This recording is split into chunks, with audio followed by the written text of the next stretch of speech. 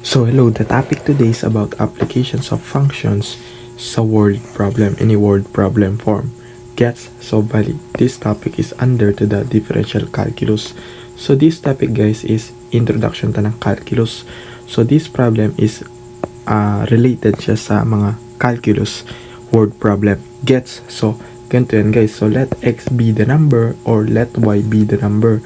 Then pag sinabing as a functions expressed in terms of x, lahat ng mga x natin dyan in terms natin into lahat ng mga r natin dyan in terms natin into x, lahat sila itatransform natin into x. Dapat gawin natin x squared nun. Ganun guys. Gets? So para mas lalo nyo maintindihan, let's proceed for the first problem. Let's go! So for the first problem, the sum of the two numbers is 40 and express their product as a functions of the numbers. Gets? So the sum, ibig sabihin plus, and of the two numbers means ng two numbers is x and y is 40. Gets? Numbers, we don't know the numbers guys, so let x be the numbers and let y be the numbers. Kasi 2 sila, so 1 and 2. Gets? Next, express their product. Ibig sabihin ng product is multiplication as a function of the one numbers. Gets? Gets guys? Yung isa daw papalitan natin ng sa mga function ng numbers. Gets? So next, so let x be the sum. Let x, eto muna guys. So eto muna yung solve natin guys. Eto naka-box. Gets? So let the sum of two numbers means x and y is 40. Ibig sabihin na is 40. Equals siya sa 40 raw. Gets? Next, dito na tayo. So the sum of their numbers ay express their product as a function. So product x and y daw as a product guys. So x and y siya guys. Gets? So product daw ng two numbers which is the x and y. Gets? O next, as a function of one of the numbers. So function daw siya na as a one of numbers. So magpapalit tayo ng kahit ano dyan sa mga x and y ng equation ito. Like ganito yung gagawin natin guys. Let y be the 40 minus x. Gets? So x natin yung what is the y? Value of y is 40 minus x. Distribute 40x minus x squared. Gets? So pwede rin siyang x is equals to 40 minus y, which is the x is 40 minus y and y. So distribute 40 minus y and 40y squared. Gets guys? Express their product as a function of one of the numbers, any sa kahit ano sa kanila guys. Gets? So pwede siyang ito, pwede rin ito. Gets? So para mas lalo nyo pa maintindihan, let's proceed sa another problem. Let's go! So, the next problem is a rectangular lot requires 2,000 feet of fencing to enclose it. If one of the dimension is x in feet, express its area y in square feet as a function of x. Gets? So, from the word na rectangular lot square na may 2,000 feet of fencing, yan. So, meron siyang 2,000 feet of fencing. Wait.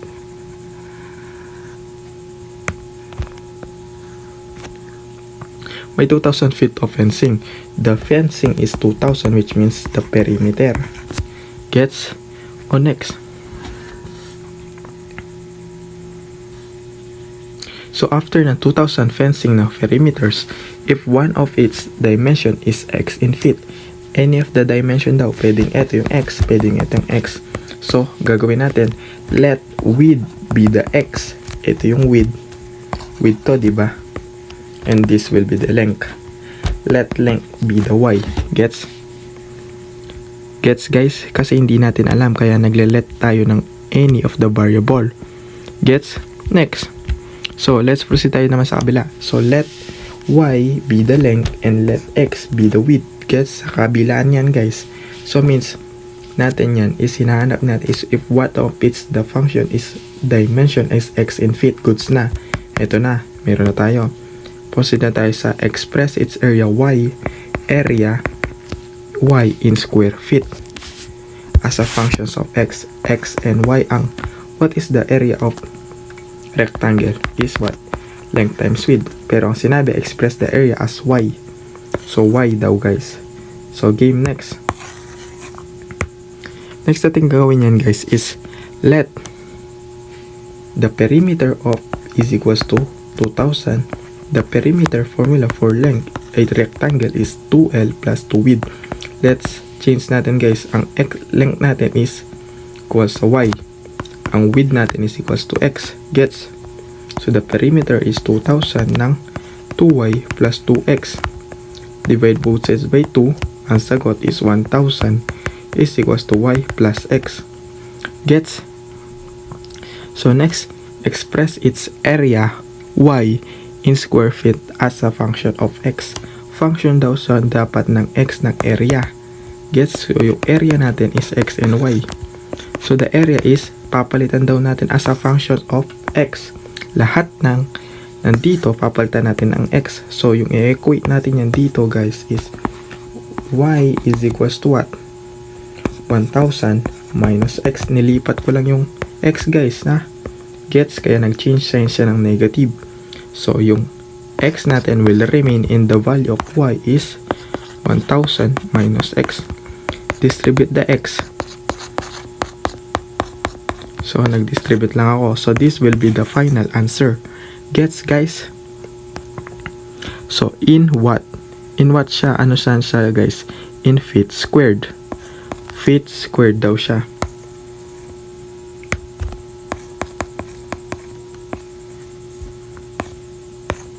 Gets guys? So let's proceed pa for another problem ng rectangular. Let's go! Next, an open top box is made by cutting equal square of side x out of the corners of a piece of a cardboard 8 inches square and turning up the sides. Express the volume as a function of x. So rectangular guys. May rectangular daw. Then what's next is an open top box. Sa taas yan guys, an open top box is made by cutting equal square sa lahat ng corner of side x out of the corner. Sabi, sa lahat daw ng corner daw, nag-cut daw sila. Ibig sabihin, may pinutol sila, and then this will be equals to what? Pag pinutol natin lahat ng nasa square guys. So let's say nakakat na to, burayin na lang natin. Nag-cut na daw, nakat na, pinutol na natin. So after niya maputol is what? Nag-cut na daw siya ng square, di ba? On each side of the corner of a piece of a cardboard 8 inches square. 8 inches daw yung square ng ng 8 inches square turning up sides. Lahat daw ng sides is naka-equal sa 8 inches. Turning nga na, sabi turning 8 inches. Gets? And express the volume. What is the volume as a function of x? Length times width times height. So ang sabi is side x out of the corner. Lahat ng corner na nag-cut nila is let x natin guys. Gets? So this will be equals to what? Ito na yung mga gap nila kung saan sila nagputol guys ha. Then this will be equals to length, which is x, and x. Ito yung mga na-cut out nila, let x natin kasi hindi natin alam kung ano yung size nila. Gets? Next, so the length is equals to what? This will be the length and this will be the width. Length is 8 minus, bakit minus guys? Kasi lahat ng kabuuan ito, which is ito, is equals to 8. Then may unknown tayo na x, which is hanapin natin yung length nito, which let x natin sila guys, ni let x natin. Halimbawa, may 10 piso ka, then may tinanggal ka dyan na isa, let x natin yun, di ba? So parang ganun siya guys. So dito, kumbaga may tinanggal siyang dalawang corner, so mangyayari niyan is minus natin ng 2x kasi x plus x is 2x, so 2x siya. Then minus kasi nga nagtanggal tayo ng mga corner nila. Gets? So that's the length. After that is the width. So width naman daw is 8. Ito yun. Then ganun ulit, tanggal siya ng dalawang sides, let 2x. And our height is that. Yung tinanggal natin dito, yun yung height niya. Gets guys? Kung gaano kataas tinanggal natin, let x, di naman natin alam yun. So let x siya guys. Gets? Next. So substitute the value into L. What is the value of L? 2x. With 8 minus 2x.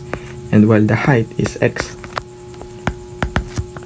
Next, after nyan, let FOIL method mo guys. Pag FOIL method mo yan, ito yung lalabas. Gets? Then copy the x. And x distribute on each terms. So the volume is equals to 64x minus 32x squared plus 4x cubed. Gets? And then v is equals to what? Express factor out by what? 4x. Factor out natin ng by what? By 4. Lahat sila ay divisibles by what? Divisible silang lahat sa 4. So 4x ng 16 minus 32 divided by 4 is equals to what? 8 ng x and plus x squared. Gets guys? This will be a perfect square trinomial. Is equals to what? 4x. Before natin gawin ang perfect square trinomial, let x squared minus 8x plus 16. Kumbaga inayos ko lang sila. So nang inayos ko lang into what? Ax squared plus bx plus c. Gets? So the v is equals to 4x of what? X minus 4 squared ng feet cube ng inches cube pala. Inches cube. So this will be the final answer. Saan galing yung x? Saan galing yung 4? Lahat ng yan ay galing sa x squared and 16. Pag in-square natin yan, makukuha mo ang x and 4. Gets? Then copy the sign which is the negative. Gets guys? So yun yung sagot dyan is 4x and x minus 4 squared ng inches cube. Gets? So the next problem is a farmer has a 1,500 feet fencing. So the next problem is that a farmer has a 1,500 fencing on his farm.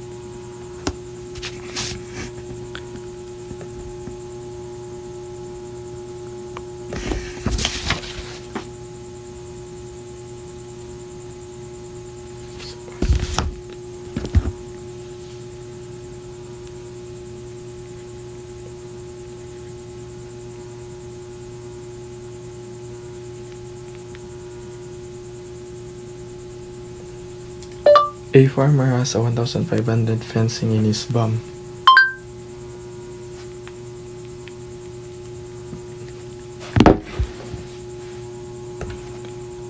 So the question is, a farmer has a 1,500 fencing on his barn. Barn to guys, barn. So that he wishes to enclose a rectangular pen subdivided into 2 regions. So meron daw siyang a rectangular fencing. Guys, and wishes to enclose a rectangular pen. So that rectangular guys, subdivided into 2 regions. Subdivided daw sila ng into 2 regions by a section fence down in the middle. So ito nga, nag-down daw siya sa into the middle, so that hinati ko siya sa gitna and subdivided siya into 2 regions. Gets? Parallel to the one sides of the triangle. Parallel daw siya sa isa sa mga triangle guys. Isa sa mga rectangle pala. Dapat equal sila ng area. Gets? So express the area enclosed by the pen as the functions of width.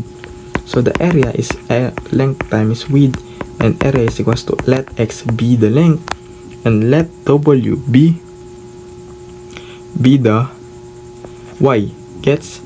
Or pwede rin siyang let, kung sanay kayo sa kaninang example, let x be the width, diba? So gawin natin let x be the width and let y be the length. Gets? So next is that this will be the length and this will be also a length. So and this will be a width, which is width natin is what? X and x and x. Gets? Tatlo yung x natin. So the perimeter is 2, which is 3x plus 2y. Dalawa sila, dalawa. Pag add nyo yan, 2y.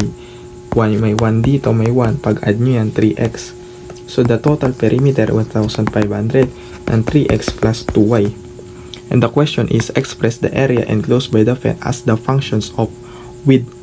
So the 1,500 minus distribute transpose the 3x, magiging negative ng 2y.